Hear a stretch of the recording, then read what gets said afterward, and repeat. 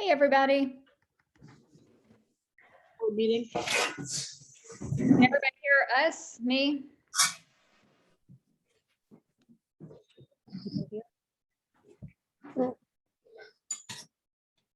I see you, Cassie. I don't know who else is on. Who else is on? Hi. Who else do we have with us? Hey, Kim. Or I'm letting Kim in right now, I guess. I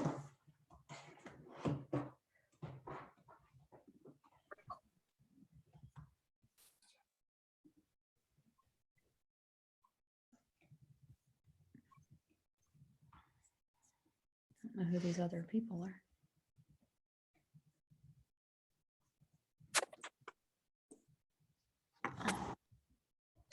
Oh, look, there's you. I'm gonna turn it around because I definitely don't want it on me. Yeah. Can everybody hear me? Everybody on Zoom can hear? Yes. Yes. All right. Yes. All right. Who all do we have via Zoom? Just out of curiosity. Cassie, I see Kim. Yes. Who else? Hello. You don't have to have your thing up, Cassie. I can see your name. I was just wondering who else we had on with us for our minutes.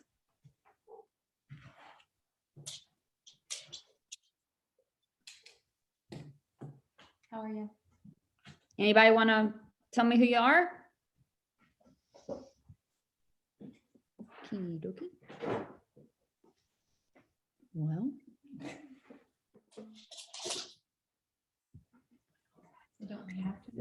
Yeah, there's two iPhone users on here. I'm just trying to figure out who y'all are. If y'all want to identify yourself for our minutes. Otherwise, I'll take you off the meeting.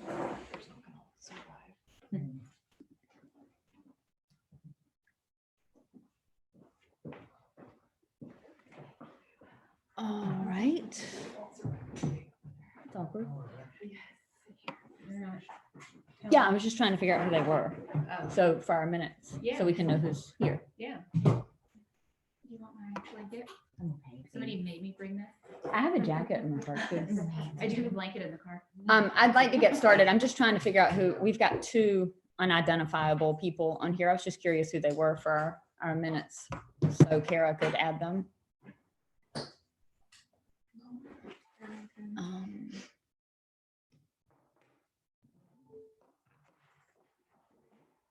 Terry's not. Is Terry coming?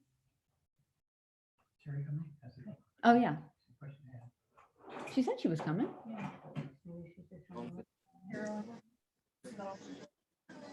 I have Cassie and Kim, and I have two unidentified iPhone users. No, Cassie Wishner is, yeah. Yeah, Terry. Where's Terry?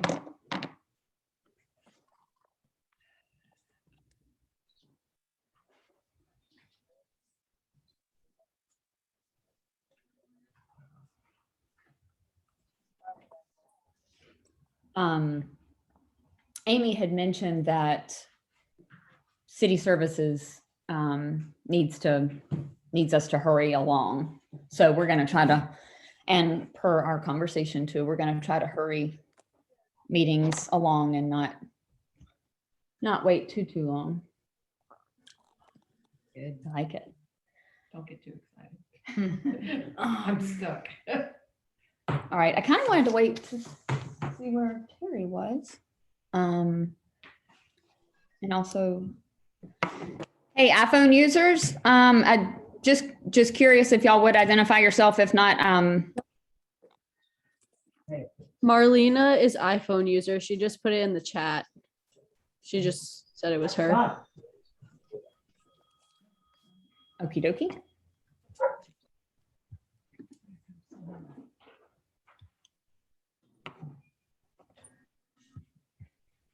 All right. Cool. And we've got one more iPhone person. Hey, hey. All right, well, maybe that person will identify themselves shortly. But looks like we have a quorum, and I will let y'all see everybody else that's here. And we'll go ahead and get started. At 6:02, we have a quorum. I was trying to introduce our guests, and oh, there you are. I just always like, for if people don't know who everybody is, I like to I don't let know, everybody Brad, I know. think that's it. She's I'm new. Sarah. You're new? Yes. Are you on the board or, Yes. okay.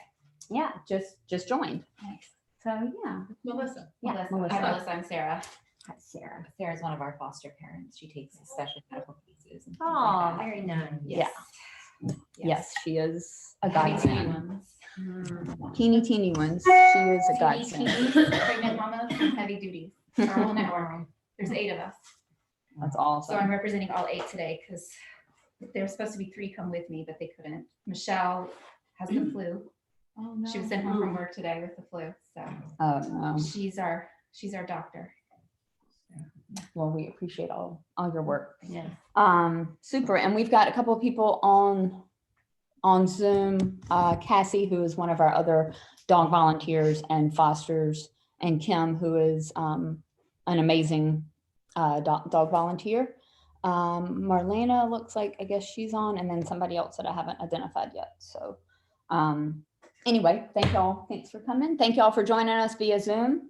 And I guess we'll go on and get started. Okay. Approval of the minutes. Did anybody have any questions about the minutes? Karen, I made your change Okay, thank you. with Question the, about the membership meeting minutes, what's your intentions regarding those? so those aren't reviewed until the next year. I know, they should be drafted, should they not? They never have been. We can work on drafting them, but we still wouldn't review those until next year. I understand that. I'm concerned about, recall a year from now. It's videoed. It is recorded. Okay, you'll say the video? Yes, everything is saved. Okay. Mhm. Just like, and it was saved last year as well, because we only had it via Zoom last year. Whose duty is to watch those now? So I did it this year, and we can, I think I had mentioned to Kara that I could help her with them, since so that would be kind of, I was technically the secretary, but it's technically the person that was the secretary is supposed to do them. Okay. So I'll do them, and then, I can kind of show her how to do them, and we can kind of work on them together. But yeah, I just have, they're saved, so I haven't gotten around to doing them. So, but yeah, we'll get to those. Approved at the annual meeting next year Mhm. in Denver, is that? That's adequate, I don't have a problem with Yeah. that. It's always so, I think it's awkward. I'm not used to this Yeah. process. It seems very It is. different for me, so that's why I'm asking Yeah, a it's, follow-up questions to them. So, yeah, it's strange, and I've always thought it was kind of strange, but yeah. well, perhaps when Maybe we change dig, it. when we dig into the bylaws changes, maybe we change that and just have the annual meeting minutes. That's not in the go on the bylaws, next cycle.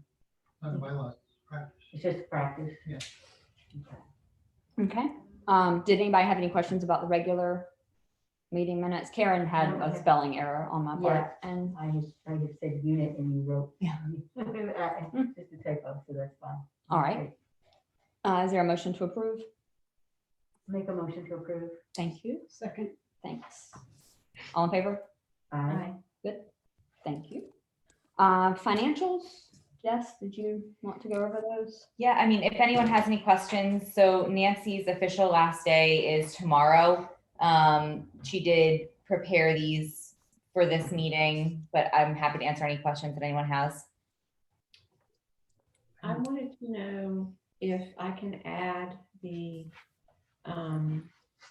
capital campaign, $1,950. Is that included in the 30,000?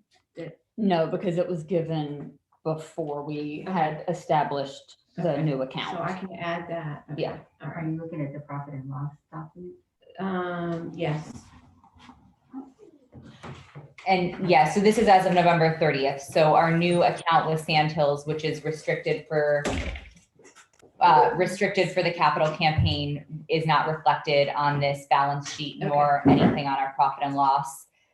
So to verify, we have now 3 Sandhills accounts. We have the one account that has 61,726.06, and that one is restricted for use for a building, cannot be used for land. The second account there that has approximately $426,000 is just money that I've been setting aside over the last 3 years. Whenever we have extra, I'll put money into that account, or if we receive a large check that we weren't planning on, I'll put it in that account. So that was our capital campaign account that is not restricted. So if we were ever to have an emergency and needed to pull from an account, that can be pulled from. None of that money was earmarked specifically for our capital campaign. I've just been putting it aside. And then the third account will be any incoming donations earmarked for our capital campaign, and that will be restricted. So we'll have 2 restricted Sandhills accounts and 1 that is unrestricted. And then where's our operating, our day-to-day operating, is that? Pinnacle. That's Pinnacle. We have 2 on Pinnacle. We have a checking, which is what we operate out of. So when we do bill pay, our payroll, everything comes out of that. And then we have our savings, which has about 111,000 in it. So this body could make a decision, if not subsequent, if a portion of the restricted Sandhills account, I'm sorry, the unrestricted Sandhills account, which has been sort of your steady savings toward that, and decide that a portion of that you would want to appropriate to the restricted capital campaign for the building or for land or something like that down the line, if we so choose to do that. If you wanted to do so, absolutely. As of right now, I've just left it as unrestricted, especially given the economy and the Exactly. climate. I just didn't want to restrict ourselves if we didn't have to. Is it interest earning? It is, it's not much though. Yeah. Nobody's interest earning is very good these days. Exactly. Yeah. Okay. Thank you for that background. That's very helpful. And, Of course. and Amy did mention, we did open up a third account at Sandhills. Yeah. I opened it on Friday, Mhm. and my goal is to get a new treasurer. When we get our new treasurer, hopefully get the treasurer on that account as well, because right now I'm the only one on it, Mhm. and I don't like to be the only person on an account. Mhm. But I took the letter with our minutes, to switch all the accounts over, and Terry co-signed the letter, basically saying all this was true and all that. So we do have a new account there, and it has $30,000 in it. Okay. We got a very nice end of year donation from a supporter of $25,000, and then another $5,000 donation as well. And so those are exclusively building fund now, and then is that the nomenclature that you want us all to be using too, when we're talking to people in the public, that if we're looking to raise the money for the shelter, it's to go into the building fund? It's called the capital Or campaign capital account. campaign? Yeah, Okay, I just wanted to be clear on that. that's what we named it. Okay. And that's the account that's gonna be tied into our credit card, the new credit card capabilities we'll have on the new website.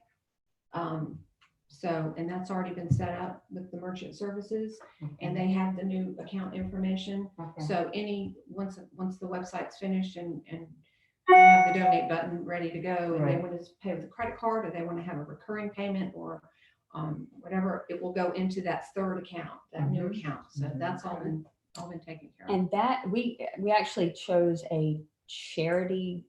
It's what do I call it? A charitable checking account, but it actually is an interest-bearing account, which was kind of neat. And so it's not much, obviously, Yeah. but A little bit help.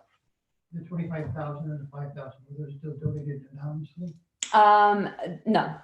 So can we, I guess, establish a role, I guess, of who's donated and how much from where?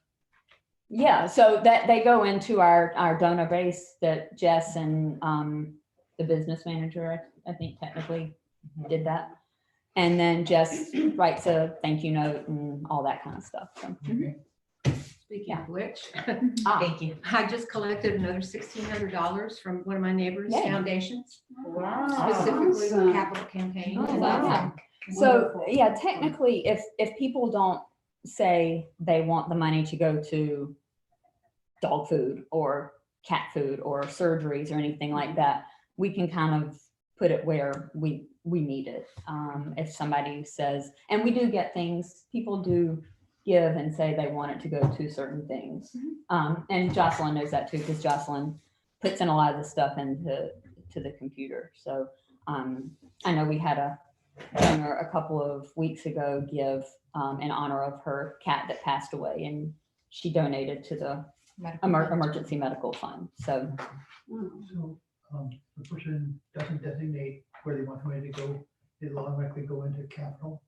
No. So it would typically go into our operational account at Pinnacle. Now, over the last several years, when we would get like end of year checks for 20,000, 10,000 that I wasn't expecting in our budget and I wasn't counting on, I was putting them into that Sandhills account.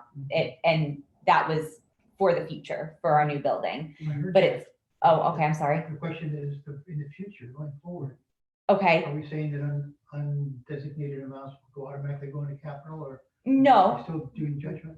Right. I would say that, our typical donations that we're getting on a monthly basis that we count on would go into our operational account if they're not earmarked for anything specific. Okay. and we are working on a new form for I hadn't heard back from Raymond James yet, but we're working on a new form for Raymond James to use. And hopefully we'll be able to put it on our website and people can designate where they want things to go. For like Stock donations and things like that. Just so they fill out the form and then they get it to Raymond James. So it's, But I'll just, again, I want to be crystal clear about this because this is all new to me.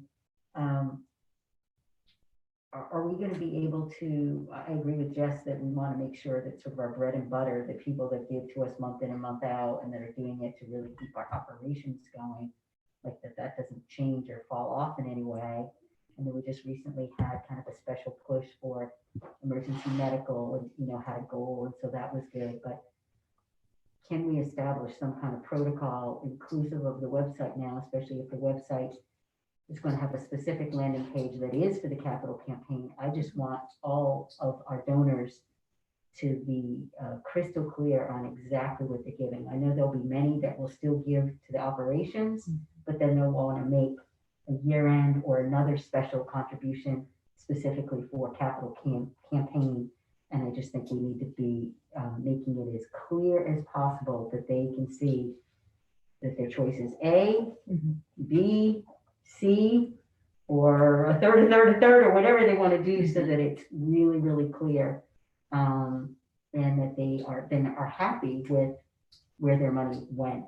Because some people in a past experience at a former shelter, it wasn't really clear. And some people actually were unhappy later on to find out that a judgment call was made about where their money was going. And we don't want that to happen because we don't want to alienate anyone and have them be unhappy with us. So I think the more we can have our treasurer, our business manager help set that process and protocol up and make it really clear on our website and in our communications, the better off we're going to be. And I would think if we're doing a big capital campaign push, the vast majority of people responding to that are going to be very clear that that's what they want to check off and that's where they want their money to go.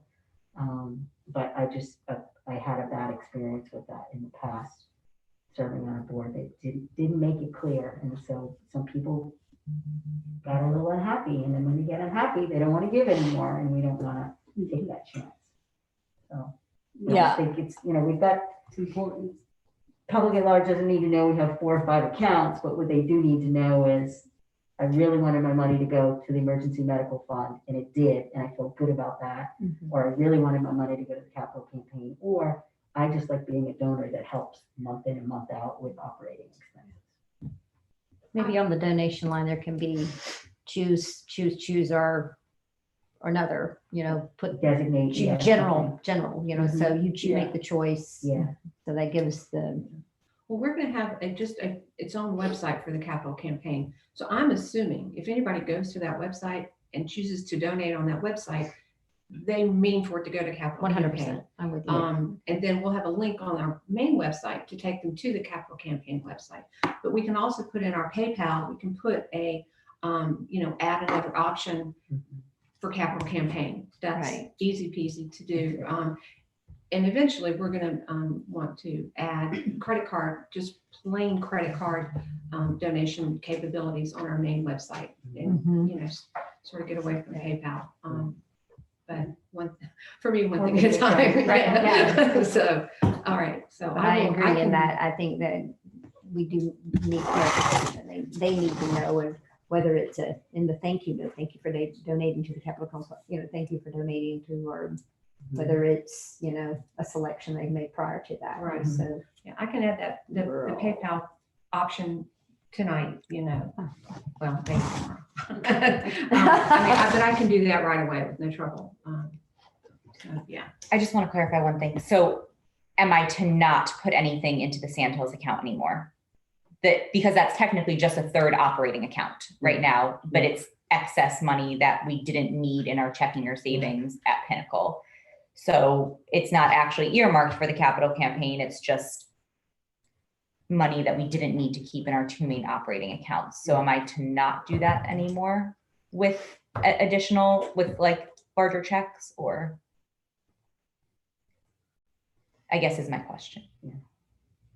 Because I would defer to a financial expert of a marketing person. to me, it's just a third operating account, and people who are giving to us are giving to our future. And if we use that money towards our future, if we don't need it for our immediate purposes, then putting it towards our future, I don't think would be an issue. And again, it's not restricted for the capital campaign. It's just when I think in my head of what money we have set aside, I look at that account Wouldn't as it be well. just as easy just to keep that money in the main operating account? So that, It would, but then at that point, I would just do away with that third Sandhills account then. and that's why I'm saying that we may Yeah. decide, like, taking a look at that and looking at our whole budget for this coming year. I'm just theorizing that you might say, like, well, we always need to have a bit of an emergency fund. So maybe if that 426, 100,000 stays in that account just as it is, but the other gets swept into the restricted capital campaign account to push us towards our goal of 6 million. If we collectively decide that financially we think that it's safe to do that, but we wouldn't want to rush to do that too soon and then be like, oh my gosh, we've just put this in a restricted place and now we need it for an emergency. So that's why I just think we need to think through that. I don't know enough about this at this point to really make that judgment. So I wouldn't advise that we have you change any practice at this point. Okay. That would be my gut instinct, but. When you write a thank you note for like a $20,000, do you tell them it's gone into an account that we've set aside? No. No, because it's not an account specifically for Right. that. Right.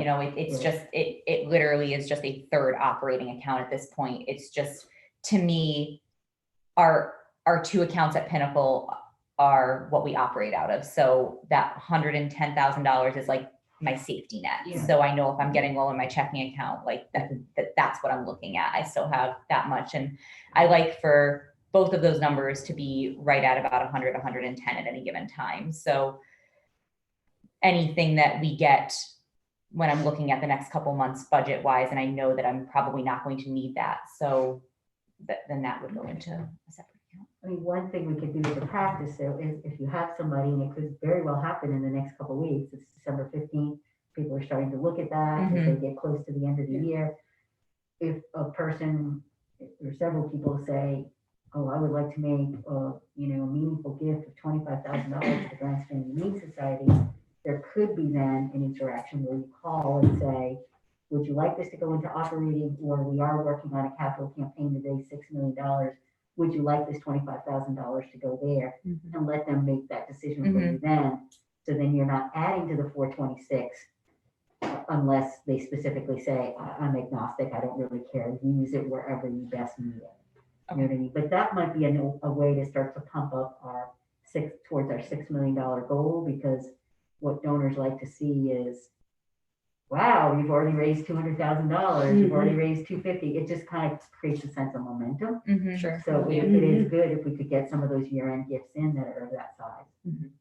And as I was telling Amy, there are certain people that don't want a lit of their money going to brick and mortar. Mhm. They don't see that as saving animals. So, Right. I understand that. Yeah. And on the form that we're working on for the Raymond James, it's got capital campaign, medical, emergency medical, I think, and then I put greatest need. And we can add, I was just kind of rough drafting it before I sent it to you and our hopeful new treasurer, to kind of see, what those categories could be, because Yeah. some people. Yeah, some people, like we said, they just want daily care and feeding of animals, you know what I Right. mean? And that makes them feel really good, and that's where they Right, want right. their money to go. Absolutely. We need that too. Yeah. Any more questions on financials? Okay. Shelter update. You're up again. Sorry. So I've been working on signing a contract with Tanger, a further contract. I've talked to him about 6 months, which would give us a lot of breathing room and a lot of comfortability. We talked about a couple of different things, us taking over the contract with North Strand Mechanical for the air conditioning units and using a different kind of filter, charcoal filters, which have scent absorbing qualities, and changing them more regularly. So I've set that up with North Strand. He emailed me today about that, and we'll just take over that policy. The other thing that he asked was, I was talking about ordering a second one of those industrial air freshening units, and he thought that that might be a good idea. So I've already ordered and installed that. So that's been working for the last several days. Corporate came today, so I'm going to reach out to him tomorrow, make sure that they seemed happy when they walked through, and hopefully we can go ahead and get something signed before this weekend. So that would be a huge weight off to know that we are there for 6 months. Obviously, they do still have that kick out clause in there if someone comes in and wants to offer them $7,000 a month for that unit that we're paying $750 for. Business is business, but again, he stressed, and their manager has stressed, that they haven't had people banging down their doors for any of their open units. So that would be, Thank you to God. yeah, right. So that would be a huge weight lifted off. We have hired 3 new staff members, so that's exciting. 2 of our kennel technicians have expressed interest in learning more about the medical side of things. So they've spent a couple of days training in clinic and like it so far. So I'm hoping that they can transition that way. Abby is our new community outreach coordinator. She graduated from Coastal last night, actually. Yep, it was a very nice ceremony, and I'm very proud of her. She'll start full-time in her new role this coming week. So excited about that, to have someone focusing full-time on volunteers and on community events. So she's excited about it. I'm excited about it. I think she's going to be great in that position. And she knows about us. She's been with us now for 1.5 years. She's very invested in our mission. So that's always a good thing. We are going to, I'm looking at different things for a new business manager, how many hours a week we're going to need somebody, whether that we've had a couple of people express interest in maybe volunteering to help so that we don't have to spend that money. I just don't know if that's going to be something that will give us enough of what we need. So Nancy and I have a meeting tomorrow night. I'm also going to be meeting with Megan, who is our previous treasurer and has a lot of experience with our financials. And if you do take the position of treasurer tonight, I'd love to meet with you as well, and kind of determine exactly what we need out of our new business manager. Those were the big updates that I had. How many hours a week was Nancy performing the function? Is it like Anywhere between 5 and 10. Okay. So it wasn't much, but she had just recently taken some new responsibilities, including, getting the mail, opening the mail, and helping to put stuff into the donor database. So we, if that's something that the board is comfortable with, a couple of seasoned volunteers helping with, which I don't see why that would be a concern with entering things, data entry into our donor database. We have a couple of volunteers that can no longer socialize cats or walk dogs. They're just not physically able to anymore. And they really want to still be involved with helping with those types of things. So I do think there might be a way to have that be assisted by our volunteer base. So. Did I understand correctly the amount of the lease we're going to sign? How much is it? 6 months. For how much? We've been paying $750 a month, and it would continue at that rate. Okay. And that does include our utilities there. So very grateful for that. That's insane. That Excellent is- rate. That's I- tremendous. Think about that. How much is that? Whoa. That's one, who was it? One place we looked at wanted to charge us $10,000 a Mhm. month. That same lease as last time I looked at? I'm so The sorry. same lease that we looked at last time? Yes, yep, it would be, so it would be the same as this last one, Okay. because this last one was the one that was just for cats. Right. Yeah. That's Mhm. $25 a day. y'all. Wow. Were all the cat donations there when corporate was there? No, we had moved everything. Oh. I was there very early this morning, moving stuff and making sure. Yeah. It was, Should've put 'em back. there was lots of like plastic bags and stuff, and it looked kind of messy. I left pretty things under the tree. Like I left some of your auction items under the tree. And like just a few of the bags of She basically food, but staged it for you. That picture was really nice. Yeah, it was Yeah. That's what I was thinking of, you know. Wow. It was a good picture. I wish those auction items were gone, but. I'm gonna grab Sally's. Anything else on shelter update? Anybody have any By the way, questions? great job. Yeah. Thank you. yes. Absolutely Thank you. amazing job on the auction. Thanks. I've gotten a lot of compliments We from all thought things friends. we didn't Yeah. need. I don't know, I needed the stylist.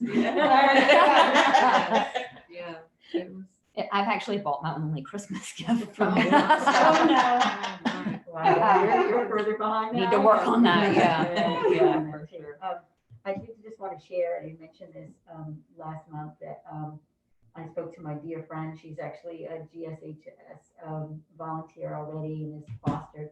Her name is Colleen Balzati. She worked at the Chamber for many years as our top graphic designer. She now works at Roy Georgetown Technical College as a professor, leading all of the Digital arts. graphic design Yeah. and Wow. photography. And she has already identified 2 people that are standout students for her, that she is open to having us approach if we would like, to see if they would be interested in interning. Great. To be That's helping. Many of them need anywhere from 150 to 400 hours of interning time, and they don't require to be paid, which is our perfect intern. Some do, some are looking for paid internships, but many of them are just, they desperately need the experience. She also is teaching now, this would be later for 22, for the fall of 22, she's teaching a photography class, and they again need subjects, and they would love to come in and take really high quality photographs of every single animal, and then amazing. turn those into digital flyers, emails, pictures that you could use for social media, for the website, for everything. So I told her that I would mention both of those opportunities to you all tonight. She's amazing. Again, she's a wonderful person. She's a huge animal lover herself. And again, if she tells me someone's a standout, like amazing marketing person, I believe that. I'll take that to the bank because she's extremely talented. And so That's awesome. Wow. yeah, so I told her, obviously, the semester's winding down. She was grading papers today too, and doing stuff, but she said that, as I said, 2 people were in mind, and that we could reach out to her in early January and then set up an interview to meet with some of those folks to see who's interested. One in particular, she said, almost every project that she's done for her, I believe she's in her 2nd year, has been animal related. Like almost every single thing that this person has done has been animal related. And she said, this person just has a huge passion for animals. So she thinks that she would be, like, again, a good fit mission wise too. Not only does she have the talent, but she would really enjoy helping out however we need her to help out. That's awesome. That'd be great. I would like to meet them with Abby, because I would put her Yeah, coordinating with them. She's Yeah. created a TikTok account for us. I know nothing about that. yeah, She can take that and run with it and have an Exactly. intern work directly with her. exactly. And this intern wouldn't be able to drive it all, but he or she would be able to hopefully provide a lot of content. Absolutely. Just take and run with. That's awesome. Yep. So- Somehow they probably will end up getting all their hours in 1 week. Probably, but if they're happy doing it, That's right. that's That's great. awesome. Thank And then you. Who knows, they could lead to stuff, and they're trying to just build great portfolios to get those, Yeah. to get those first jobs when they graduate. So I think it could be a win-win. That sounds Yeah. great. That's wonderful. Thank you for touching Jen, us. how are our numbers now? We're full, but we're managing. How many though? I mean, 135 cats and kittens and 65 dogs. and how about fosters? Fosters, the number has gone down a little bit. It always does around the holidays. We probably only have about 100 to 125 in foster care. I would have to add everybody up to have an exact number for you. But that's not a bad thing because a lot of the kittens are getting to the age where they really have to come in and be shown for adoption.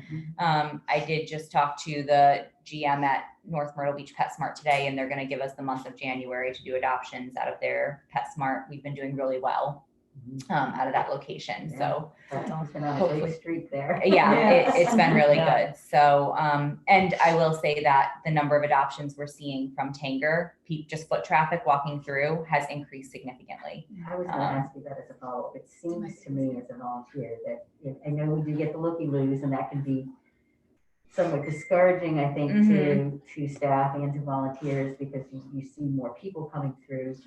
But what I've also observed is how many will then take a photo or they'll say like, oh, my friend Morgan would love this orange cat, or oh my friend John's always wanted a dog that looks like this. And so I feel like then sometimes we see them come back with that friend, and the word of mouth is good. This time of year, Tanger's packed. There's so many people shopping. Yeah. So I think your traffic's been great. It's been successful. We had just 4 or 5 days ago, a woman came in and she is fostering one of our senior cats, and her daughter decided to foster a litter of 3 8-week-old kittens, and then her friend is now applying to adopt a pair of cats. So like word of mouth through everybody is also really beneficial, and being open there 7 days a week and very easily accessible. People just walk right in and And I found too, even if they're not there to adopt and they just want to poke their fingers in and pet the kittens, they'll drop in a $5 bill or, and also even better yet, sometimes than money, they'll ask questions. Right. What's going on? How long are y'all going to be here? And then you have that open opportunity to say, well, we're starting a capital campaign. We have started a capital campaign, and they ask those questions and they say, what do you need? Yeah. And, just that foot traffic coming in, I think Yeah, is. no, I agree. I had that conversation with a couple that, I could tell wasn't really serious about adopting. They already had several animals, but they were just curious and got into a conversation, and then they were like, what do you need? And I said, $6 million for new shelter. And they laughed. That's what I always And say. then Yeah. I said, but we always need food, we always need money for operating, and they said, we're gonna make a big donation to GrandStrand. Yeah, you never know who you're talking to. That's what I Yeah. mean, and so they were just the nicest couple, and it seemed real casual, but they left there impressed with what they saw and motivated to write a check. So I don't know their names, and I don't know if they followed through, but they seemed like the type of responsible couple that really was going to do that, so every little bit helps. Just to understand, 150 fostering, is what you said? 100 to 125. Half of those are at my house. My name. Just Babysitters. if nobody has anything else for the shelter update, we'll move along to the capital campaign update. And I just have the whole committee that can talk about that. We have, Amy is doing a fantastic job on the website. She's started working on that. We do have a theme for it. We have some graphics that we've worked on. We obviously have started the new account, so the money will go straight in from that, so we can do the credit card transactions. She did a lot of legwork with the bank for that. We are after Christmas, because everything's getting so crazy around the holidays. We do have somebody who's going to help us with a campaign video. I'm really, really excited about that. Chuck Stokes of Stages Video is my neighbor, and Diane was on the board for years, and they're just big supporters. And I reached out to Chuck to see if he would help us do a video, and he said, absolutely. And I'll donate, I'll donate my time and everything, of course. So I kind of showed him what we were looking at and some options, and he's super, super excited about doing it. And I showed some staff one of the videos that we were kind of going to model ours after, and they all cried. So very good. Perfect. You want. They were probably already crying anyway. They're an easy target. Yeah. But they didn't stop crying. So we're gonna do that kind of after the holidays, with Chuck and get up with him and get that work in. It'll be great. You know Chuck and Diane. So yeah, they'll do a great job. And then after Christmas, we've got some meetings to have. Already kind of scheduled one with the family to work on, and that's it for that. There's something else. Where are we with land? So we're still where we were last time. We're waiting to hear from the owner. Okay. And I'm really hoping, obviously, they're done for, as far as they're not going to have any kind of meetings between now and Right. Christmas. So I'm really hoping sometime in January we will know, and then we'll go from there.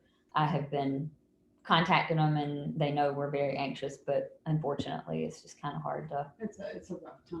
Yeah. But they're very hopeful. So Were the members on the committee? well, it's Can you record those on the minutes? yeah, they're in the minutes from when we established it. Thank you. Can we go through it now? I'm still not. May I join I'll that see it. committee too? Absolutely. Who else can join? Absolutely. Amy, Jess, obviously, me, and Karen. It's kind of, yeah. Okay. So as far as more of you, Mhm. Are there any other So, standing committees right now? no, not really. We don't have any other committees. Okay, I mean, it's kind of, since it's such a small board, we're kind of a committee of the whole all the time. We do have some regular citizens that have expressed interest in helping raise money, not in the minutia of all the stuff, but really want to host things and reach out to people and help write letters and stuff like that. So they wouldn't technically be on the committee. Would yeah, they just be want to help. Volunteers helping Yeah. with the capital campaign. Okay. Is it permissible for someone who's not on the board to be on a committee? Yes, Yeah. Okay, absolutely. okay. If you have anybody that really Okay. wants to get down and dirty, yes. Okay, So do we need to vote on Karen being on the committee? yeah, do you have to approve me? I being vote on yes.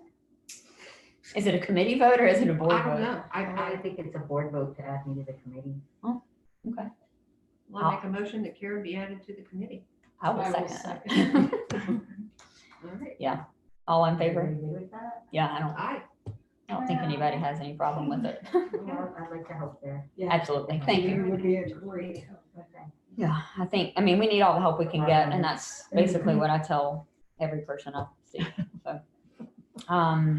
But yeah, hopefully Terry will have some good news in January. Okay. If we get it before then, y'all will be the, That's basically what I wanted to know, if there's been any breakthroughs or. So it sounds like this Updates. company, do they have to take their board of directors vote? Is they're, that- yeah, they're gonna Okay. be, taking it to Right, higher. the the highest different, level. yeah, the different folks. And, Okay. but yeah, if you're, Are you hopeful, Lindsay? I am, Okay. I am. Okay. And then at the time that that decision would be made, do you have a sense that they would allow us to publicly announce who they are and everything? I think so. I think it would be a good partnership Okay, for them as well. okay. Great. That's it for the capital campaign update, unless, I thought there was something else you wanted to talk about. Oh, Not me. well. Next thing on the agenda I have is the financial commitments that I had handed out last time. If anybody has those filled out, I will gladly take them. Melissa, I think I mentioned this to you, and I'll gladly give you one.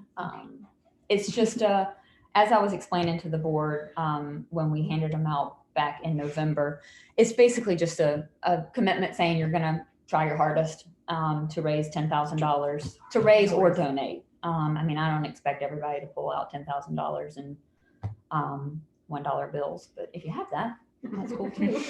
But Car. friends and family, Hold on 1 minute. yeah, any donations so that come in, Yes. from friends and family, and that can obviously go to it. I don't want to put I think it anybody. keeps us motivated. Yeah. It's motivated. Well, and you Yeah, know, it's a if good we're thing. gonna be asking people for $1 million, they're gonna want to see that our board is committed, so. So anyway, get those to me when you can.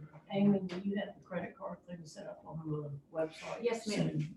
It's, as soon as the website goes live, it will be doable. You think before the end of the year? No. Yeah, because we're not gonna have our video either. No, I won't have the website live before the end of the year. So if we do want to make a contribution towards this capital campaign before you, we just do it the old fashioned way with the paper check. For now, yeah. Okay. And just write yeah. a memo. Yeah. within capital. Yeah, capital Yeah, campaign. because we can't use the same credit card capability on 2 different websites. Yep. I asked that question thinking that perhaps I could use the code, so to speak, on our current website, but it's not possible. So for us to take credit cards on our current website, we have to go through the, I mean, we could go through Sandhills if we wanted to, but I would imagine we'd go through Pinnacle and their merchant services to set that up. Since that website everybody goes to, and it would just go right into our operating budget, so. All right, so checks should just be mailed to the post office box. Yep. 3241, Mr. Joe White. 3241, Mr. Joe White. Okay. We're still getting the mail there every day. Sometimes And- twice a day. Yeah, and the city's great too about in the procurement building, if they ever have like a package or a large stack of mail, they bring it right over to the procurement building and they hang on to it for us. Okay. And she just texts me to come and pick it up. So How are the dogs doing in the kennels? really well. They're Are they? happy. Oh. They're happy to be back in runs. They're happy to be able to go back to the play yard. We have a new policy of the color coding. So every dog has a duct tape in the appropriate color. And then like I've made notes on them if they resource guard or anything like that. And then if they do not have a piece of colored duct tape on their cage card, it means they haven't been with us for long enough to have their booster vaccine and they can't go to the play yard. So that way there's no risk of a dog being up there that doesn't have their full vaccinations. That's good. Did you indicate that we had a problem with volunteer being bitten by a dog recently? I'm sorry? Did you report that we had a volunteer bitten by a dog in the last 3 days or so? In the last 3 days, we had a volunteer bitten by a dog maybe 2 weeks ago. Another volunteer had the dog out on a leash. She was standing there speaking to the volunteer and the dog jumped up and got her right here on the face. How's she doing? She's doing well. I saw her not long afterwards and she was doing well. And the stitches came out 2 or 3 days ago. And she's doing okay. In these cases like this, do we pay for the medical expenses or how's it handled? No, so we do have liability insurance that in a separate case where a volunteer was bitten back in September, at the end of September at Tanger Outlets, our liability insurance looks like it's going to cover all of his out-of-pocket expenses. So we have a case open for that. But in this particular instance, this volunteer went through her personal insurance and I've told her to keep in touch with me should she have any problems. So do all volunteers sign some kind of waiver? They do. Release, yes. They do. And the most recent one, I don't even know if she missed a day of volunteering. I saw her the other day and she waved to me from the parking lot. So she can't stay away. She was still there. So, It would take her a while then. yeah, I'm sure. Everybody. yeah. Don't say Don't say that. We'll Move on to, and actually Jocelyn is one of our employees. I don't know if some of the newer board members might not know Jocelyn. Jocelyn is, you've been with us 5 years? Four. She said 5 today. That's why it was in my head. She's our clinic receptionist. She cleans cats and dogs sometimes, and she's the one that everybody's trying to get a hold of to book spay and neuter appointments. So She's the she's most popular girl in Grand yeah, Strand. she is very But I just popular. sent out about 100 emails today telling people that we're booked till the end of the year. Oh wow! And you meant 2022, right? Right, yeah. So I just wanted to make sure everybody knew I was- Jocelyn. Planning on doing that when I got to that point. If we're done there, we'll go on to old business. Jess already mentioned the Tanger lease update. So we'll skip over that. The second item I had on there is the date for the city council workshop. We are on the city council workshop schedule for February 3rd. I would have loved to have done it a little sooner in January, but I wanted to give some website time. I wanted to maybe hopefully have some kind of word on our land and make a couple of more paths towards progression before we met. But February 3rd is our time and our 9 day. a.m., 9 a.m. Yeah, I think that's right. And what's our participation? What are we doing there? Are we presenting? Yes. So I kind of just wanted to give the city an overview of what was going on, just to give an update. Okay. You know, as Karen had mentioned, we should have done this a while ago. Thank them Yeah. for fixing stuff, Yes. all that stuff. Just have a more open communication line, Okay. and really update council members on what the heck is going on. We you know, did one a long time ago, didn't we? Mhm. Okay, same thing. Same, yeah, Okay. Yeah. same concept. We just haven't done that in a while, and Yeah. you know, I think it's important. You know, we sometimes we see them out and about, and we get to catch up with them or whatever. And but I think it's nice to have their undivided attention, Yeah. as undivided as a politician's attention can be.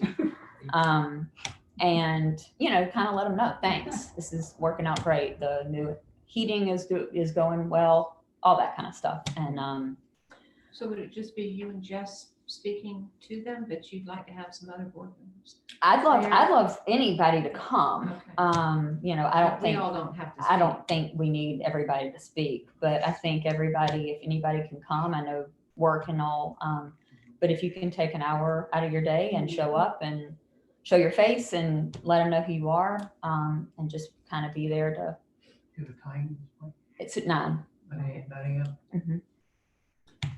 And then I actually reached out to Jim and Lizzie about it as well, and they said they would be happy to help Oh, with that the would be presentation. wonderful. Yeah, That would be wonderful. I know how much city council really Mhm. Appreciate that. appreciates If we them. could bring a easel and a rendering And that we would might be even just good. do a PowerPoint. or whatever, yeah. that Yeah. would be- Anything visual Yes. would be. Yeah, I think that would be great. So That sounds put that on your calendars, and hopefully everybody can come and Awesome. show your support. The third, I know that's Amy's thing, but if you've got a lot going on and you want to, and we can, if Mhm. it's okay, I'd be happy to help with PowerPoint. thank you. Oh, I'm not gonna talk. That'll be me asking you for help. Okay. No.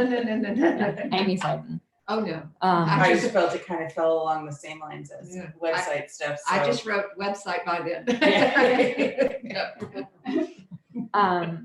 The third item on old business, and I had it under old business, was because we had discussed it before, was the FIP fundraisers on social media. Kara had wanted to speak about that and kind of go over a couple of things about that. So Yeah, so I'm really not trying to stir the pot. I know everybody's hearts are in the right place with this, and I do understand that, but I'm a lawyer, so all I think about is liability and what's that gonna do for us. So I talked to one of the litigation attorneys in my office and just kind of gave him a rundown of at least my understanding of it. And just that it's not yet FDA approved and all of that. And he immediately was like, whoa, you know, that could be a problem. And my other thought is, again, for all of us, we have directors and officers insurance, that kind of thing. I'm just speculating on a random thing that may never happen. It might, if some kind of lawsuit were to come up that had to do with this, none of us will be covered by that because our insurance doesn't cover things like that. Those are intentional things.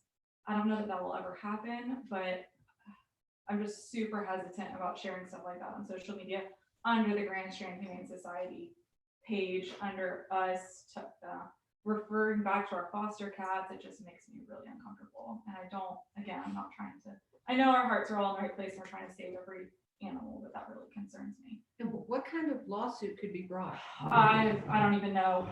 That's like beyond my thing, and we may want to talk to an attorney specifically who knows that kind of stuff, but this was just me talking about it. And I can't even begin to speculate what it might Because be. the cats don't belong to us. We- So- Or they don't belong to anybody, Right, I guess, Right, is right, what you right. meant. so. No, they legally They- belong to someone else, not us. They're not our cats. They're No. not our foster cats. No. Okay, I told you, that was just my understanding. Yeah, and in the past, yes, they were, but since that was brought up as an issue in June, no, they are They're no not longer our ours. They are cats. adopted by somebody who is then responsible for themselves paying for treating, doing all of that. We just shared their fundraiser, but they do not belong to Grand Strand Humane Society at all anymore. Mhm, okay. How are the cats? I don't know if that doing? changes it. They're all doing great. From the fundraiser that we shared, they're all doing Oh, well. that's Sarah is I there. Wake up, Sarah. I'm here. No, I'm here. I just don't know exactly what to say or do because as the heavy medical foster for you guys, I tend to get them in extremely bad shape and then I diagnose them. I work with medical doctors and veterinarians. They are well cared for. They receive supportive care from my personal veterinarian. We have several neurologists, special neurology specialists in New York City who monitor the neurofit cats. And I know that's new for you, but he's got a $3 million facility in Harlem. So I work with him some and they're doing really, really well. It's amazing to see a cat come in completely unable to walk and by the second dose be up and walking and able to litter on their own. And then by the third day, be able to eat on their own again. Typically I'd start off tube feeding, but then it only takes me 3 or 4 days and they're up and moving. So as somebody who's heavily involved in that,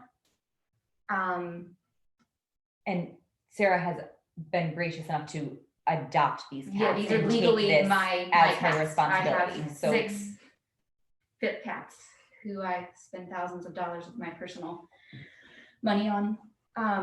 Well, could they, Sarah, would you ever be in a position where they would be well enough where you could adopt Oh, them to yeah. someone else? Oh, and yeah. be loving on them? I can Okay. show you my first fit survivor. I can show you videos if you want to see them. Because I know that for you guys and the liability and things, but I literally know the people who are making the drug in China and having it shipped to me. Like I have personal relationship with them. And literally no one has ever been sued. Gilead doesn't even care at all that they're doing this. And that's why most veterinarians will work with me as long as they are not administering the shot themselves. They don't feel there's any liability. For that, they're not concerned with losing their medical license and they do provide supportive care. But they go over blood because work. You are purchasing the drug and you are administering it directly. Right. To her cats. To my legally adopted cats. Right. So my request from you guys here would be to just share. I am in the process of getting my own 501c3. I have worked diligently for my whole entire life for a 501c3, so I'm not unfamiliar with the process. I started training in 1991 underneath my parents and left it 2 years ago because I hate fundraising. Well, we don't want you on the campaign committee. No, I don't want to be on Don't that. I've literally lived my whole entire life as a 501c3.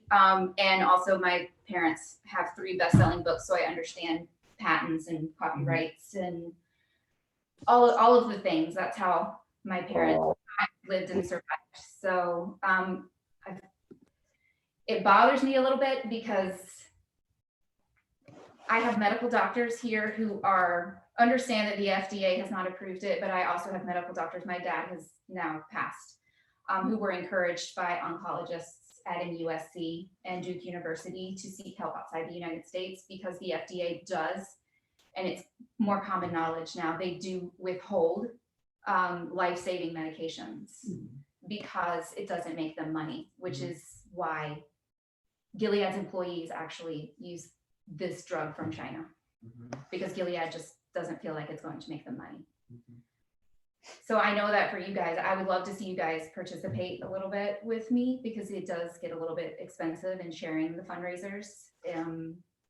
There's no way in which you guys would be under liability. It would be solely me, and I have accepted that. I understand what I'm doing. But I also understand that this is a 99.9% cure rate.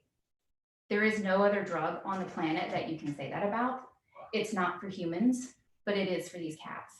And I wanted to bring them today, but I thought 6 cats walking around here might be a bit much. But I would encourage you, I'm the one who's had to take healthy cats to a vet and euthanize them because somebody else has decided that they don't want to release the patent on something.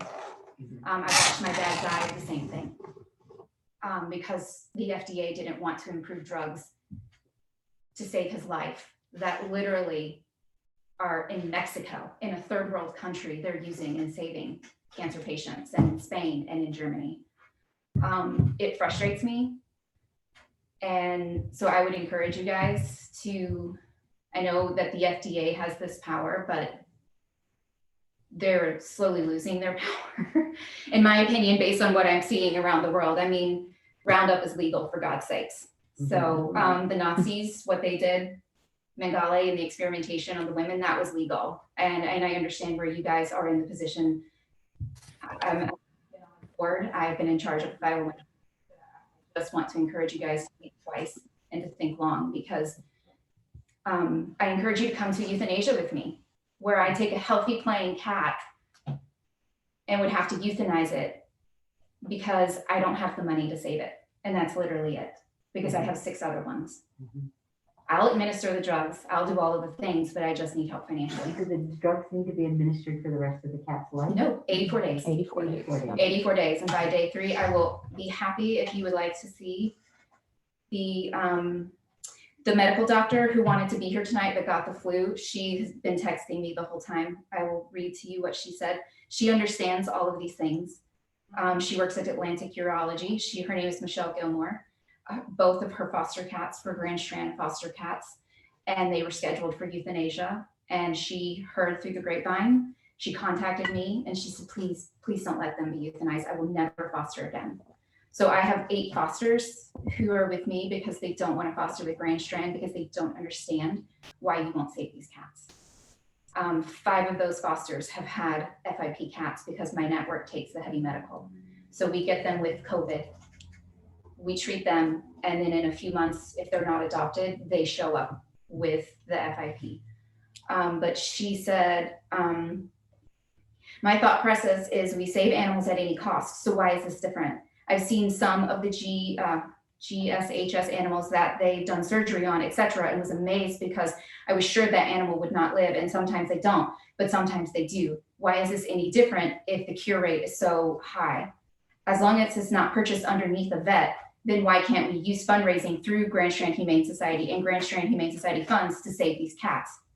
You've got quite a few right now, but that's probably not quite as common as usual. It's not 1 in 300 cats who have COVID develop FIP. It's not very common. And then she said, you may know the percentage of occurrence, just gave it to you. We aren't talking about saving 50 cats a month. We're talking about saving 6 to 10 a year. So I'm confused. So you have fosters of ours that have FIP? Yes, not anymore. I legally adopted every single one. Oh, okay. Yeah, so, yeah. I had 6. 1 had to be euthanized because the foster was afraid to bring him in for proper care because she was afraid that he would be euthanized. And I ended up having to do the euthanasia because it was too far gone and his liver and kidneys had failed. But all the other ones I was able to save, and I will be happy to show you. What is this? Sorry, they're just in here randomly. And you can show them after too. No, thank you. And thank you for taking that on. It's what you were put on this earth to do. I have seen you do it, and we're grateful that you're doing it. And I know, I understand being married to an attorney, he has, and he knows how I feel. And The he last thing I said will the say, same and I'll be thing. happy afterwards to show you befores and after. The home show, you got that home show because of me. The people who were in charge of the home show were frustrated, and they heard that I had left the previous organization I was working for. And they said, where would you take the money? Where would you take the home show fundraiser? And I said, I would take it to Jess. And they said, you work with her? I said, I work with her. I said, these are the cats that I'm working with. This is what I'm doing, which they know, they've been in my house. I have oxygen machines, I have an incubator, I have nebulizers. I have a full pharmacy provided by many different vets because I work with vets. I have veterinarians bring me cats on the brink of death that I have actually saved and brought back from death. And so I said, Jess doesn't euthanize. She only euthanizes when medically necessary per what my vets would euthanize for. And that's how you guys got the home show, because I made the recommendation. I brought them into my home. I showed them everything that Grand Strand Humane Society does. And since then, over 180 cats have been through my home, not the other 7 fosters that I have, my home, that would be dead or in your shelter if it weren't for what we do. And we do pay for most of it ourselves. The most I get from you guys is doxycycline or prednisolone. I did have one cat that needed Dr. Bruce. But typically we take care of it ourselves because our goal is to relieve the burden on the shelter and the community. So we pay for all the food, all the litter, we handle all the adoptions, start to finish. We never recommend somebody go apply if we don't like them and have met them and they've been in our home. I will turn them down. I'm kind of the person. So that's it. That was Thank it. you. Love you guys. Goodbye. No, thank you for explaining, because I think a lot of people had some questions about it. And I know people had questions about it in the past. And I don't know if that makes you feel any better legally, as far as they're not ours. We're just trying to help Yeah. somebody out. I guess I'd like to talk to somebody. I hear everything you're saying. Yeah. I promise. I'm not. I would like to talk to somebody, an attorney who knows more about that than I do. And nobody in my office knows anything about that. So this was just me saying what I understood. So I mean, that would be what I would want to do. I don't know what anybody else thinks. So like I said, What if when she gets her 501c3, if we share her 501c3 and there's no mention of FIP? I guess I just wanted to raise that overall issue separate from the great work that you're doing. And I do more than FIP. I know that you despise the Right. fundraising piece and running the business part of it. But I think it is wise that you set up your own 501c3. Just on principle, I'm not an attorney. I've not been involved in any of this and I just have a hard time having a 501c3 or a 501c6 recommending to its clients that they invest money anywhere in the wildlife sanctuary, in people for ethical treatment of animals, in Habitat for Humanity. I don't believe that it's our role to be recommending people that we've worked hard to bring into the fold. I don't believe that we should be recommending that they invest other places.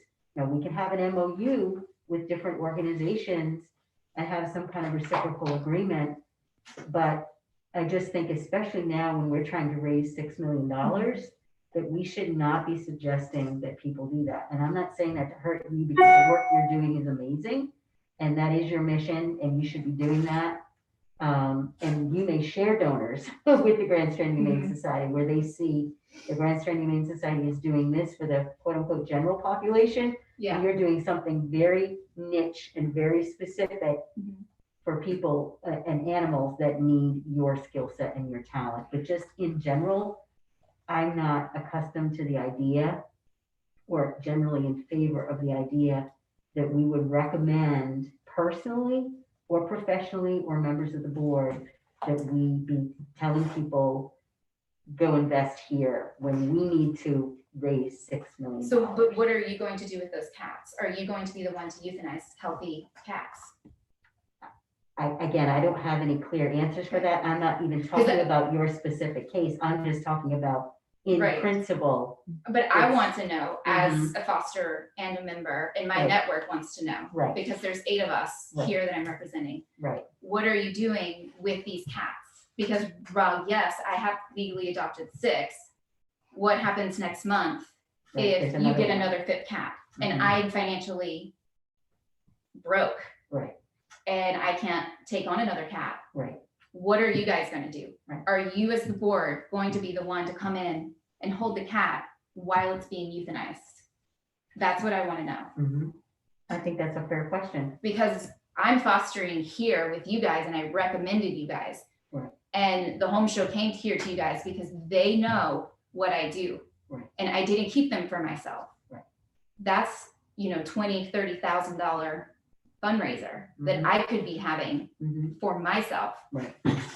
What are you guys going to do? Because at that time you were treating fit cats and now you're not. Right. So do I need to go back to them and say, they are no longer standing by the mission of saving cats at all costs, Mhm. like it says on the website, or do you need to adjust your mission statement? Mhm. We say cats, they're all within all costs legally. You don't consider these drugs as being approved They're approved in other countries. on that part? This is the United So- States of America. I don't- Yeah. We don't have any control over what other countries do or whatever, what we have concern about. So you feel is our comfortable. liability and concern for, I mean, all I need is a Alright. quorum. I don't really need your vote for it. You can vote no, but are you going to be the one that goes in and holds a 4-month-old kitten down while it's playing to euthanize it? Are you going to be the one to do that? Do you feel so comfortable with the law as it stands that you would kill something that's I alive think and now well? we're starting to get into a realm of emotion. Yeah. which We I don't need think to is healthy. But I stop just- and think about, we have that's to what define I what have this to do. relationship is. Exactly. We just, the Yeah. board If I and could you weigh needs in. to have a, If I could weigh in on this. define what this is. So we were treating FIP cats. The board had some concerns about that. So I tried to explore other routes, which was reaching out to other rescue groups across the country that their boards are in support of treating FIP positive cats. Unfortunately, they have their own cases. They have their own medical things that they're dealing with. So it was very difficult to find someone who was willing to take on additional FIP cats, not for the legal reasons, because they have decided that Right, they feel they've comfortable with accepted. it. But it's more the resource. It was more of the resources. Right. So I was ungrateful, doesn't even begin to, I mean, how many times have I cried giving you a cat because I didn't want to Yeah. euthanize it? Because that's my job. I'm the one who has to do that. So I'm so grateful for that. And Sarah's willing to take on all that responsibility. And I think that what she's asking for in return is absolutely fair for us to share fundraisers, for us to support her in any way that we can legally without putting ourselves at risk.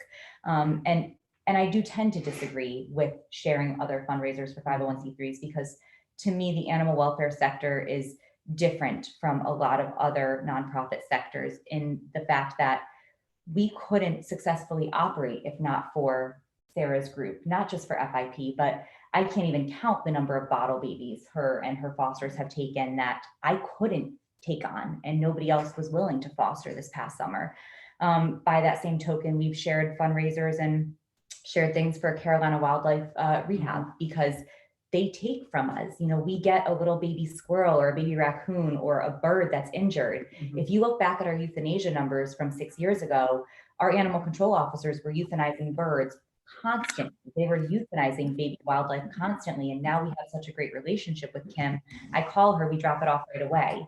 So to me, yes, I see where, you know, we might be sending some of those dollars to other organizations, but if we didn't, we wouldn't operate under the same mission statement that we're able to operate under. We would have to euthanize things that we don't euthanize. We would have to make judgment calls that we don't have to make because we wouldn't have those positive relationships. And I think that in our community and also looking at like, I donate to North Myrtle Beach. I donate to St. Francis. I donate to my friend Devin, who used to run St. Francis, who's now in Chicago. I did on Giving Tuesday for all of them. And of course, I donate to our shelter as well. But to me, we've worked so hard to develop relationships where we're not at each other's throat for every dollar. And so do I think that we should be out there at PetSmart saying, donate to us and also these 3 groups? No, I don't think so. But I think the occasional sharing and the occasional helping of things, like, you know, I've talked to Sarah about a couple ideas I have for her to do for fundraisers for FIP things. It wouldn't have anything to do with us, but I can share ideas. I can share different things that I think would work for those types of fundraisers. And so I think that's more of what she's asking for from our organization. And I think that given what certain people and certain groups do for us to allow us to honor what we tell the public, because we're telling the public that this is what we do and this is what we stand for. And these relationships allow us to continue to stand by that mission statement. I think that's a reasonable compromise. And I think that's all we're trying to accomplish here is a compromise that allows us to continue saving the lives that we want to save, while everyone feeling comfortable in their roles in that. And, you know, if you want to talk to another attorney, and definitely let us know what they say in terms of us sharing a fundraiser on our social media page. I feel that because we don't have any ownership in it and it's just a sharing of it, where I think it's important to be clear about what we're sharing, you know, not hide any details or anything like that. You know, we're sharing an FIP fundraiser. These are unapproved drugs. When I posted on our social media page a year ago, I posted very clearly, we are raising money for an unapproved drug to save these lives. There was nothing hidden there. And we raised almost $1 million from that one post for people who believed in it. So I really think that's all we're trying to accomplish here. And I think that's fair. Sorry. Person on Zoom, you had a question or a statement? Yeah, so this is Marlena. I just wanted to, I'm not a lawyer, so my perspective isn't coming from like a legal side of it by no means, but I have conducted several clinical trials and have worked in oncology, and so I'm familiar with the process of what it takes to get that approval. And so I kind of just want to just highlight a couple of things, I guess, from that aspect of it in terms of how the process usually progresses. And I will preface this by saying that I am very sympathetic to the passion, and if I had to encounter some kind of scenario where my pet needed some, life-saving drug, I probably would whip it up in my own kitchen if I could, right? But having said that, I do want to just point out a couple of things about the particular process, I think, with these drugs. So while they have already done, at least to my knowledge, some clinical trials, my kind of concern or hesitation is that I see that it's referred to a lot as an experimental drug. And at this point, it's not being done in the context of a clinical trial. So I think that might not be the proper terminology, but because it is just unapproved. At this point, they're not doing a clinical trial with it. What I also think is a unfortunate kind of catch-22 with all of this is because while people are seeing improvements, what essentially feeding kind of the black market does, it actually slows down the scientific process of getting the approval in the United States, because the pharmaceutical company is no longer doesn't have the incentive, right, to get it legalized and make a profit, because people are still, it's already out there. And also, typically from the time of discovery to the time a drug goes to market takes about 17 years. Now with this drug, that would have applied to perhaps the cat treatment, but it's already been approved for certain conditions with humans. So technically they are only 1 or 2 more studies away on the human side of it, which would then allow veterinarians to say, I can use it off label. And that would be possible. And so again, I don't have an answer in terms of, you know, how this should be handled, but I just want to point out that the FDA is not there to keep treatments from people that need life-saving care. And I've certainly been on the side where I've had to look at, you know, a parent with someone with a kid that had cancer and say, sorry, you're not eligible for this clinical trial for whatever reason, right? Because the science has to be done in such a way that we're able to eliminate all the factors so that the best drug is available. And so, you know, the purpose of the FDA is to keep the public safe, because other countries don't have the regulations and don't go through kind of the robust process that, you know, we do here in the United States. So I think, yeah, so I don't have an answer, but I just want to kind of give a perspective from the FDA side of things. And also, yeah, and I'll just leave it at that. Thanks. It's been approved in other countries that have very stringent policies, like European Union. Well, thank you. I think let's maybe find another attorney or seven, Explore. and explore it a little bit further. I I'd think. just like to clarify too, I understand where you're coming from, Jess. Again, there are thousands of nonprofits in Horry County. Right. I would feel better if we actually had some kind of MOU or some kind of reciprocal agreement with 2 or 3 of the key players that you have built these great relationships and rapport with. I think that, again, to me, that is a subtle but important distinction. Okay. Because you're right, it's not competitive, but I could also argue in other areas too, there's more collegiality and it's not that competitive. And yet you don't see people necessarily doing that, especially when the public at large perceives us right now as being in crisis and in desperate need of a shelter. I think I had several people ask me, why would you be trying to help another organization as great as they are raise even $1 when you need to raise $6 million for your own shelter? Like it's confusing, I believe, to the public. A reciprocal agreement with certain other nonprofits, I think, clears some of that confusion up to say, we're kind of sister organizations, we're different, we have our own mission, we have our own boards, we're both 501c3s, but we do work together to help each other in certain instances and cases. And then under those circumstances and under a rubric that would be set up that a lawyer could help us with, then it would be more acceptable to say, we're still doing this for our organization, but if you're interested in these kinds of animal welfare issues, this is another organization that we suggest you could also donate to.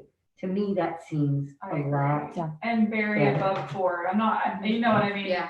I just wanted to see, you know, make sure we see the forest through the trees, because the shelter is really what we're all looking out for, right? Obviously the cats, but I mean, overall, I don't want anything bad to happen to the shelter. I don't want, like I said, I'm just throwing out a lawsuit. I have no idea what that would ever be, if that would ever happen, but above board all the time, you need to always appear above board. And I think that would be a great way of doing it. I think that's a good clean. compromise. Yeah. Yeah. We'll work on that. That sounds And I good. think if I could speak as an employee who is not involved in all of that, I think, and as the, you know, the average person, I feel like I can speak a little bit of that too, is that when you're looking at the option of Sarah not being able to afford treatment and a cat comes into us, if we're not able to use Sarah, then that cat gets euthanized. That's not something that any of us whose hearts are, you know, whose hearts are involved in this want to see. Right. I only started a that's- 501c3 because there's a hole here. Right. Otherwise, I wouldn't be doing this at all because I hate it with all my heart. Sorry. I mean, I just hate fundraising. It's been 30 years. I of understand. It's not for everybody. 501c3, and this was not where I thought I would be, but I like cats. All right. Well, Just a little bit. I'm getting the evil eye from Amy because I know we need to get out of here for city services. But, we'll work on that. I think it would be a great compromise to continue to work with our invaluable fosters and especially medical fosters. And if everybody's comfortable with that, we'll start working on that, and then we'll take a vote on it at another time, if that's okay with And to everybody. clarify, I don't think we're talking about not being in partnership with Sarah. We're just talking about the liability of sharing her need on our social media. Is that correct? So That's correct, but without, her concern is without us being supportive Right. in those ways, she can't can't help. continue to Yeah. help, and then we'll Okay. have to euthanize. So it all kind of, Right, and then I got it, it. yeah, Yes, and then it goes yeah, back to us. that's my big concern. Okay. Right. Thank You you. can't But yeah, fulfill no, your mission, but we wouldn't be that's able to exactly it. fulfill ours. It's just Right. about, Right. Totally understand that. Because I'm just doing this because I am really life. Yeah, and there's no one in this room that wants to euthanize. Okay. No. It would have For the killed me record. to euthanize Gautier. She's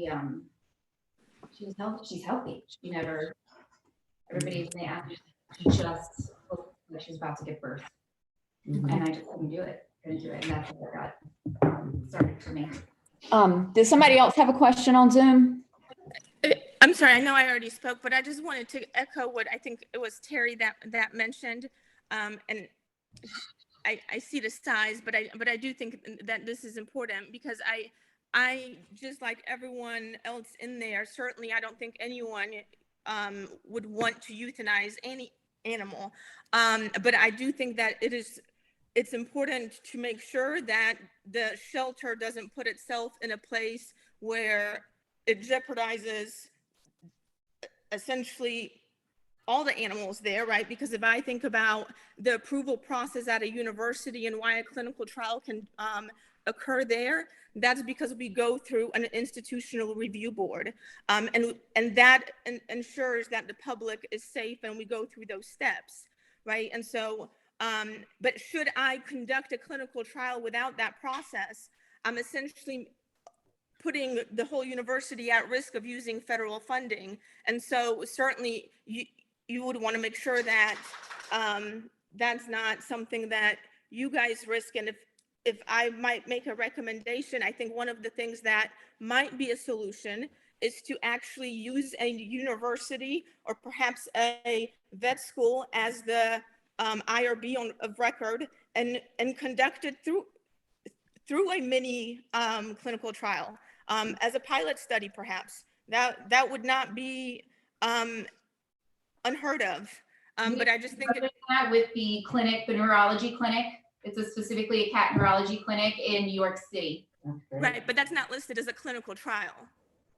But we are treating it as a clinical trial, every single one who gets the stuff. So I have to fill out paperwork. I have to fill out information for every single cat according to a normal clinical trial. I have Excel documents and Word documents on every single cat that takes me 15 to 30 minutes a day to fill out for each cat. I'm sure that's true. I don't doubt that. I just want to point out that there is a difference between that and a registered clinical trial in terms of the liability of it. That's all I'm saying. Well, I understand, but we are as a community treating it as such because we are just waiting on word from the CFO of Gilead, and then we will submit all of our data to them that we have collected of over 100,000 FIP cats. Super. Thank y'all. Thanks, Marlena. On to new business. Did anybody else have any more old business? New business, clinic trailer access and the possibility of moving the trailers. Did you want to talk about that or did you want me to, since I was the only person that wanted to move them? go for it. The last couple of weeks, and Jocelyn can speak to this as well, have been really difficult on clinic staff because city employees are deadbolting, and we're not deadbolting, locking our clinic trailers access. So there's a gate and we have a code, and that was going swimmingly. And then they started taking away the key to the bathroom and hiding the key to the bathroom. And it's the only bathroom that our staff has. And our staff kind of asked somebody where it was, and they said that we couldn't use it anymore. And that's just not really handy. So the other day they got there and we have a little keypad to get back to the clinic trailers past the little automatic gate. After city staff leaves, it closes and locks automatically. And our staff knows the little code, and we go back there and then it closes again automatically. And they found, was it over the weekend, 2 weekends ago, last weekend? Last weekend. They had bolted or, locked, padlocked it. Thank you. I couldn't think of the word padlock. So we couldn't get into a clinic trailer. We had a cat in the clinic trailer that we couldn't get to. Brittany was trying to process adoptions, and it was kind of a pain. So just, I think, yeah. So Do dog adoptions. I don't know if they're just doing it by accident or if they're tired of women being in their bathroom. But I think, did you mention you reached out already? I did. I spoke with Val, and she is working on trying to get us access to the other building there that has a bathroom so that our staff can use that bathroom, and then trying to figure out what's going on with the gates, if it's a temporary thing or a permanent thing. So basically, the way it is, there's two sides, there's two gates. This one broke, so that's why they were padlocking this one, which was understandable, but we could still get in through the opposite side by entering the keypad. It's a little bit farther to get around, but we were able to. And then they started locking that one as well. And it's the type of padlock that it's like a universal city padlock. So all city employees and police officers have a key to it, but we don't have a key. So I was just explaining to her that it's a concern, because if the police bring in an animal after hours on a Friday night, and then the gate is locked for 2 full days, how are we supposed to access that animal to provide them adequate care? So, I'm hoping that things are moving in terms of that not being a concern anymore and us having access. If we decide to move the trailers, I think that we should try to put a cap on it. I definitely don't want to be spending $8,000-$10,000 to move the trailers when I feel like, our relationship with the city should be such that we are able to keep them where they are and have access to the bathroom. I was telling Val, I understand not having access to the one building. They do have machinery in there and probably expensive things, but that other building literally serves as a break room for the staff. We've never been able to use it. And why in the world can't we? And I just don't want to, I can't continue to ask our staff to drive down the street to go to the gas station to use the bathroom. So if we're not going to be allowed access, I'm going to have to pay for a trailer with a bathroom. And I hate to spend our money on something like that when there's a building directly there with a bathroom and staff that accesses it 24 hours a day, 7 days a week, because there are nighttime street sweepers. And so I'm hopeful that we're moving in a positive. How confident are you that you get an answer quickly? I'm going to follow up with her. I'm going to give her, I spoke with her Monday. I'm going to give her a couple more days and speak with her before the end of the week and see what progress she's made. But I'm hopeful that, and again, she can only do so much. Obviously, there are a bunch of people that make those decisions. Maybe Vincent or Libby, you would have more success in speaking with someone to allow us access to those things. But again, I think that we preach on both sides a positive working relationship. And I think that this is something that we should be able to work out. It seems silly not to. How about a porta john? Again, and that's something that if I have to, I'll do, but I hate to spend our money that we're so desperately scratching and clawing for when there's a working bathroom right there in our parking This is lot. unacceptable behavior. by city staff. 100%. Unacceptable. Move the trailer or remove. What we had discussed was we would have to move them to the Grand Strand parking lot, but Fox had mentioned that would cost about $8,000 And the cost was for what? to relocate the electric.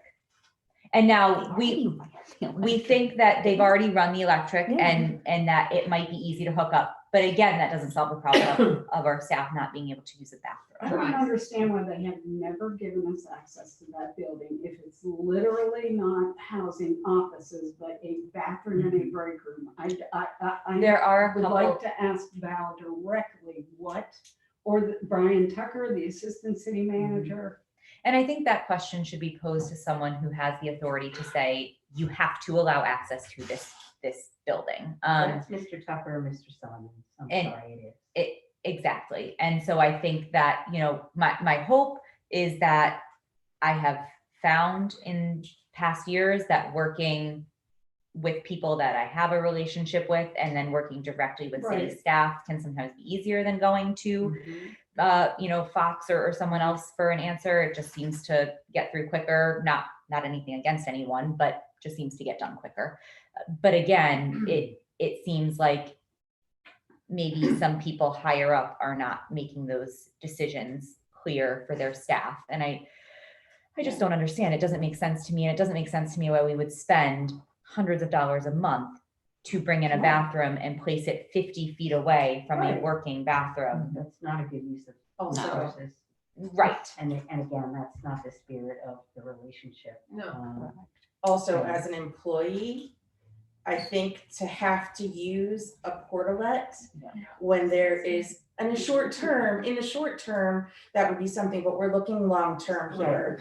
As an employee, to have to use a portalet when there are 2 functioning full-service bathrooms is extremely demeaning So I as was an gonna use. employee. Yeah. And Also, then, it's and then close. what do we do with the trailers being locked up with the computer back there? I mean, how is, And again, so my hope is that that is truly just because the gate is broken and they're working on fixing it. She did say, and I've had a couple of city employees say that it does break every once in a while and they have to get someone special out there to be able to fix it because there's a lot of electronics that go along with it. So great, if that's a problem that is solved because someone's coming out Monday or Tuesday and they're gonna fix the gate and it's not gonna be a problem anymore, fabulous. But if this is like a long-term thing, they're not planning on getting it fixed, then yes, I think that we would have to move them. how's she supposed to schedule I- appointment? I mean, you know all this. I But understand. it's- I mean, and then we get complaints that we don't know what we're doing, you know, and it's not our fault. It's a vicious cycle. You know, they go to Google, they go to Yelp, and they tell us, they say we're horrible, you know? And So I'm not there's no against, communication to anyone when things change. The gate's broken, it's gonna be Right. locked. That communication. it does not never come got, no one ever said anything to us. No one ever talked to us about a solution. I literally, I mean, and Because they'll be I had to teaching- squeeze that'd be through the the fence first thing, to would be get a little the luckily- cat. communication Luckily, a Yeah. couple of us can squeeze to through the you fence. guys so. to let you know Right. that it's broken, so therefore you can make arrangements or work around, or we can, right? Absolutely, figure something else out temporarily for the city to drop Sure. off animals or But at this point, police. you don't know whether it's permanent, temporary, I or find it anything. very hard to believe it costs $8,000 to $10,000. Right. To move those trailers and get power hooked up. I just don't believe it. I think that that's not even worth really focusing on because that seems like a smokescreen. The issue is get the gate fixed and give people access and start treating people like humans and stop this petty, immature behavior. And I'm going to reach out and specifically ask the 2 of you, since you are city appointed board members, to advocate using your connections with the city, Libby and Vince, to make sure that this is communicated, that this is not the way the city should be behaving in a partnership. We'll do all we can. I really appreciate that. I think we all really appreciate that. Because you have a unique role being city appointed where hopefully Maybe your voices will be Your heard, but it voices will doesn't be seem to heard. be.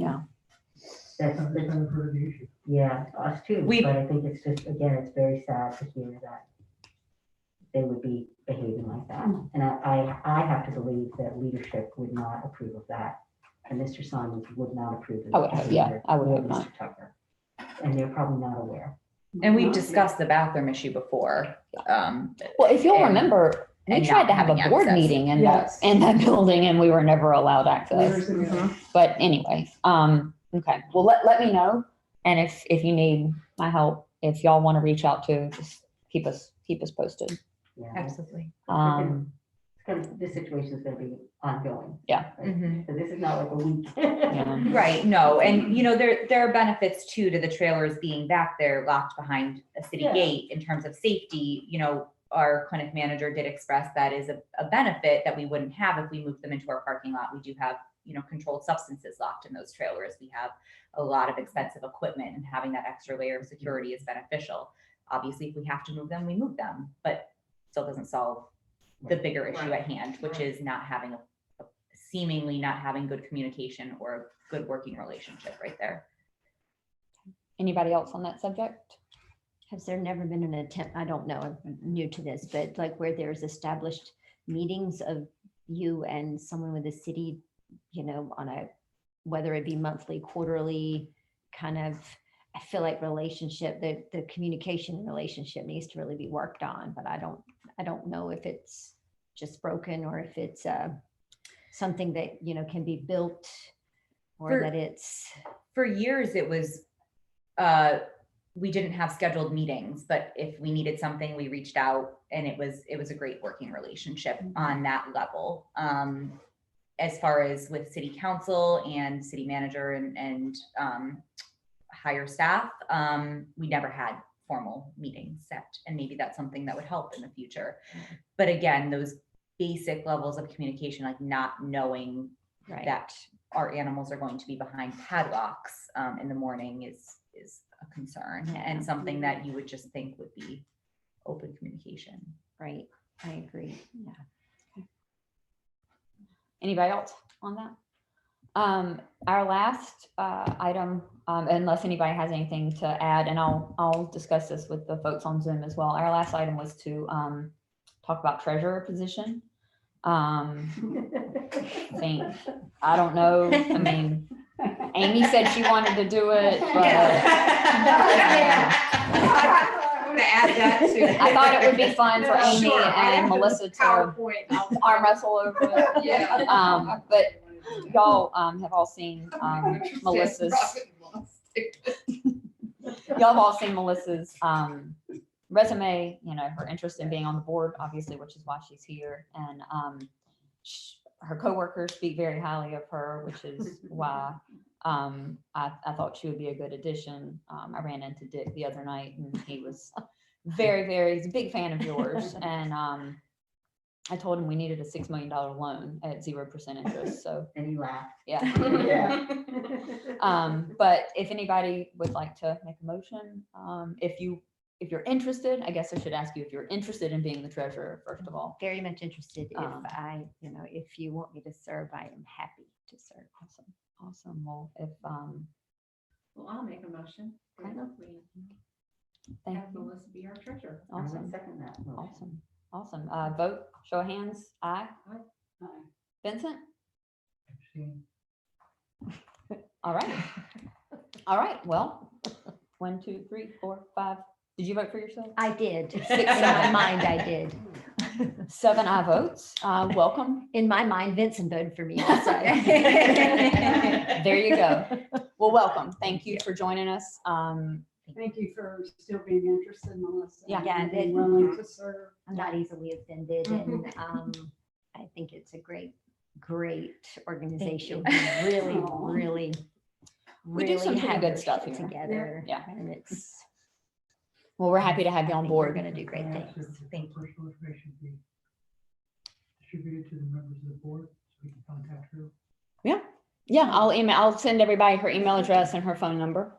Thank you. If you're okay with that. absolutely. And I'm Um, gonna need a bio from you, just Okay. something short, tell us For a the little bit website. about yourself. The 2009 and- 40 counties dancing with the stars chapter. That should, It's been a basically, that should be it. So, Oh, for the Um, website. Former. Vincent. and then you probably need pictures of. Yeah, I couple have of a list people. of pictures So. I need, and I'd love to get another one of you, if that's okay, just so, Absolutely. Karen, Although it was adorable. Melissa, Yeah. and Kara, and Abby. Can we just have a picture of my cat as well? You can hold one. We would all do that if we Yeah, could. I'll schedule a professional photographer. And Yes. we'll do it probably on a weekend, because that will be the Are best. you really for good at Photoshop?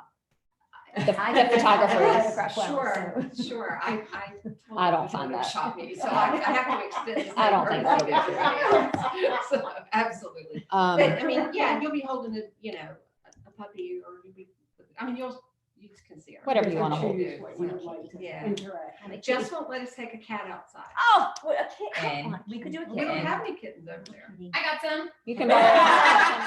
What do you mean? What color do you want? She'll color match your outfit. all of Sarah's kittens are shaved on the side. No. I'm telling you, I have little tiny 4 and 5 week old kittens at Amy's house. They actually outside. I know you like Just it. not let them go outside. They have had 2 to 3 vaccinations Somebody each, has a and they will picture be of a held. cat. I do. Is it you? Melissa, Okay. We have Nairobi. Yes. All right. All right. Yeah, Um, I'll bring you kittens. 3 or 4 kittens. 3 or 4 kittens. Yeah. I can do that. And I would bring you, okay, great. I think it's important if you Well- maybe effort to come here. Yeah. Well, look, we Yeah, do you wanna wait on over the- here because there's a little bit of. Yeah, I'm Um, gonna wait for everyone Kind to of the be here. fountain. And we also have a board email. It's just like gshboard@, All right, well, I'll work gmail.com. on it. and that's on our website. And so if anybody ever has any kind of comments or anything, it goes on there.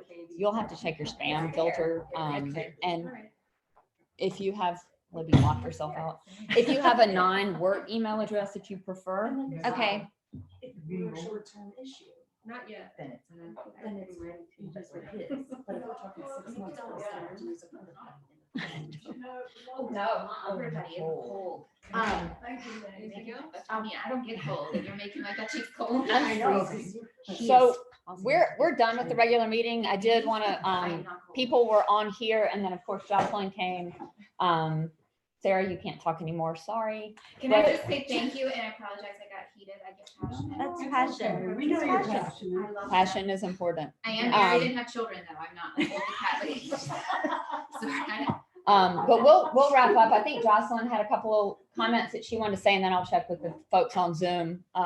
If y'all want to speak in a little bit, we're going to let Jocelyn speak real quick, and then Zoom people can speak, and then we'll get out of here.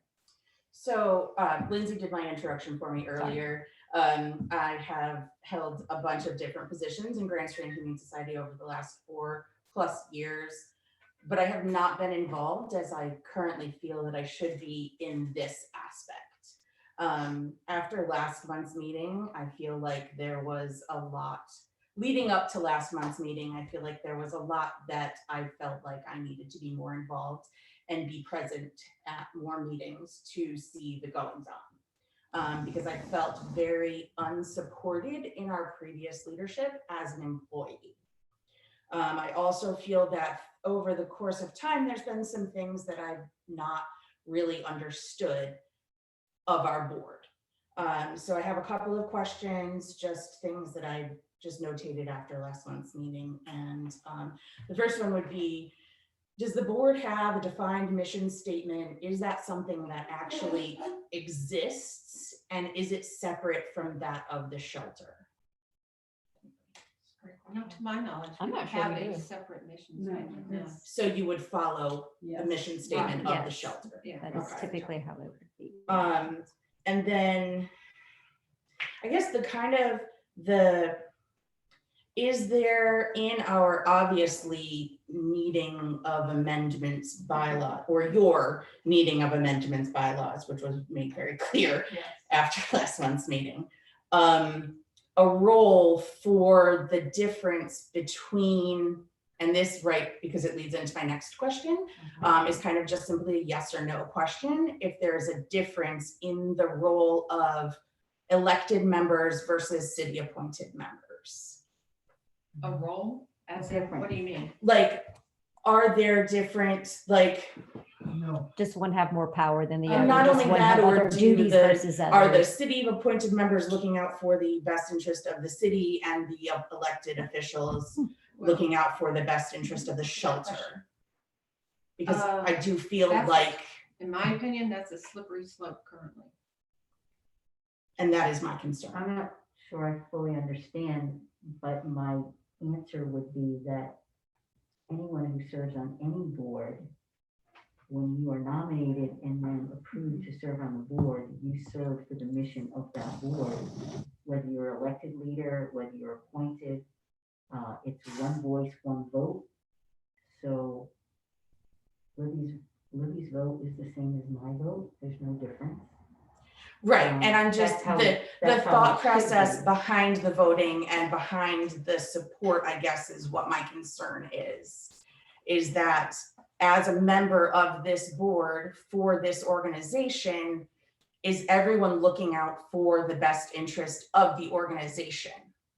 They should be. I hope so. They should be. And our job is to support the organization, support our executive director, our employees, and our volunteers, and to fundraise. That's our dual purpose, I believe, in my opinion. That doesn't always happen. But you can be damn sure that it's going to be going forward. And then that was my next question to the two of you, is that what you feel your role on the board is to support the organization and not the city? I think we have, in my opinion, it's my opinion, I am a board member like anybody else on this board, except that I have additional responsibility of trying to help communication between this board and the city. Okay. Yeah, a liaison. And that's, yeah, to me, that's different than what I feel has been in the past, and that liaison part, it is wonderful, and should that continue to be.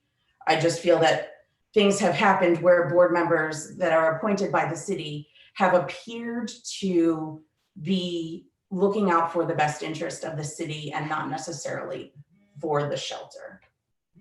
As far as I thought, we had those appointed members. No. Okay.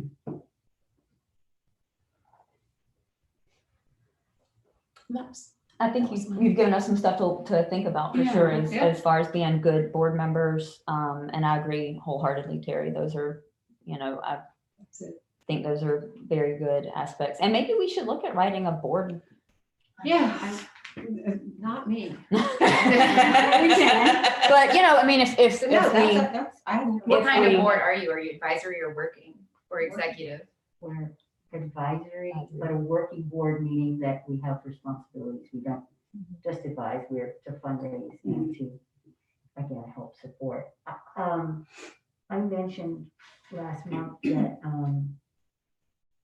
I asked a question. My question was, is there a board book or an orientation? And the answer was no. So I've started looking at what other board orientation and board books look like as a guideline, and hoping to try to take the bylaws and other documents that already exist from this organization and try to put that together selfishly for myself as a new board member, but also for Melissa and for anyone that comes on behind. The other piece of that is best practice is to actually do a working session that is facilitated by an outside facilitator to talk again about what the board should be focused on and what our roles and responsibilities are, what our fiduciary and legal responsibilities are. I do think that would be a really, really good thing for us to explore doing. It usually does require a separate meeting from the monthly board meeting that would be like maybe an hour or two that would just be focused on that. And I do think, again, that's a good practice, and other animal welfare boards that I've sat on, as well as non-animal welfare, just other boards, as they get more sophisticated, that's what they do. And I think it's just a really, really good practice. So I would recommend that, and I'd be happy, as I said, to start that process. I probably can't do it all myself, and you all have access to more documents than I do at this point, but I do think it would be really helpful, and you just sort of make a little binder so it's all there together. And that's also a great place to just keep our minutes and everything, month to month. But I do think it would help. And to the issue of mission, I think we should probably look at that mission statement and really refine it and make sure, another good practice is every year look at it and make sure, is every word perfect? Is it exactly what our intention is? And then if we are comfortable with it, then as a matter of course, we can approve it every year. This is our mission for 2022, and then get it produced easily, simply designed and produced and up on walls and on the website prominently and everywhere. It could be in the back of t-shirts that volunteers wear that say, this is our mission. We need to start pushing that mission out to remind ourselves every single day of what we're here to do to support staff. So I just think those are some really, really basic things that would help us all keep our eye on the prize. Yeah, I know some boards read their mission statement before. Yeah, That's I have great. Before mine, I meetings. have mine printed on my agenda Yeah. at every single board meeting. Yeah, Our that's board great. meetings Yeah, are- our board always did It's that. right there front and center. We actually even have it on the back of business cards. Like, it's everywhere. Every employee at South Carolina Bank has it on a little acrylic. Yes. It's on your desk with It's your. on your desk. Yeah, if there was If we had contention mouse in our pads, board, we they would always do applied it. the mission Right, statement. yes. Does this fit inside the mission Yes, statement? yes, does this apply? Does this fit? And it's a great little filter Yeah. Yeah. to just make sure that you're on course. For professional. I just want to thank you, Jocelyn, for coming Yeah. on top of a 50-hour work week to come and want to be Problematic involved. bathroom. Passion. Yeah. And encourage other employees Mhm. to attend. We've always wanted them to be engaged with us. I Nobody's have, ever really. we've been talking, I've talked to a few that I've said that I would like for us to start, you know, some of the long timers. It's Sure. tough because, I know. you know, I was off today, so I was able to be here. I mean, I'm kind of off, but the schedule said I was off. It is hard. You guys work long hours Yeah. and regular hours a lot of the time. but The last thing they we wanna have- do is as come and talk about as I had shelter. said, it was not fun.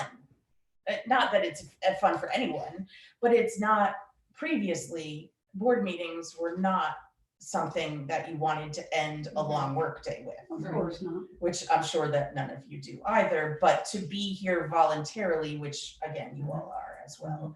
I'm not getting paid. Sorry. You we get didn't Never tell you about mind. really good benefits, so. Okay. Yeah. If anybody has anything on Zoom, unmute yourself and you can speak. Otherwise, we're gonna try to get out of here because Amy is giving me the evil now. Takes time. If anybody has anything, I have one more question. I'm Yeah. sorry. Mhm. We did talk about really quick, and we could probably do this next meeting. We do need new bylaws, so I don't know if that's something. yeah, you're in charge of that, remember? I mean, I'm happy to do it. Yeah. I really am. That's another committee. I think, yeah, we'll definitely, we need to And look that at can that be for next sure. meeting. I don't want to Yeah. do it over Christmas, so. Yeah, we'll put that on the agenda. Yeah, But I we think do. it's our job too, for each of us to read them and maybe mark up Absolutely. 100%. Oh, yeah, yeah. Yeah, If you we'll, notice or ideas that we have. we'll put that on the next meeting agenda for January. Great. Anybody online have anything to say? All right. Well, thank y'all for attending and hopefully we'll see y'all next month, if not before. Well, I moved to adjourn.